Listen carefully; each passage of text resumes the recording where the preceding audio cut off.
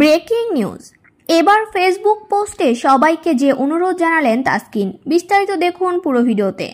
দর্শক, বন্ধুকে মারধরের অভিযোগ উঠেছে জাতীয় দলের পেসার তাসকিন আহমেদের বিরুদ্ধে। সোশ্যাল মিডিয়ায় তুমুল সমালোচনার মুখে বিষয়টি অস্বীকার করেছেন টাইগার এই স্পিডস্টার। নিজের ফেসবুক পেজের এক পোস্টে ভক্তদের প্রতি গুজবে বিভ্রান্ত না হওয়ার অনুরোধ জানালেন তিনি।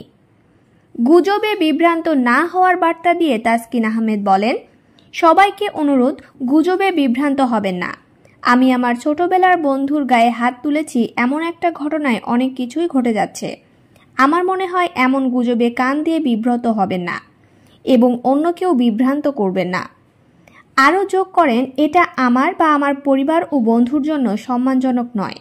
যা ঘটেছে সেজন্য বন্ধু ও আমার মধ্যে কথা হয়েছে। এটা যে পর্যায়ে গেছে কোনোভাবেই এমনটা হওয়ার কথা নয়।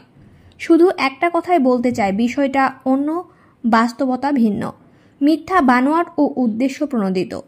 আশা করি সত্য এর সাথেই থাকবেন। সত্য কখনো মিথ্যা হয় না। আরও অভিযোগ করেন, এটা আমার পরিবার ও আমার বন্ধুর জন্য সম্মানজনক না। যা ঘটেছে সেজন্য বন্ধু ও আমার মধ্যে কথা হয়েছে।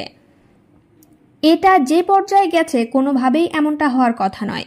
শুধু একটা কথাই বলতে চাই, বিষয়টা অন্য, বাস্তবতা ভিন্ন, মিথ্যা বানোয়াট ও উদ্দেশ্য প্রণোদিত। আশা করি সত্যর সাথেই থাকবেন। সত্য কখনো মিথ্যা হয় না।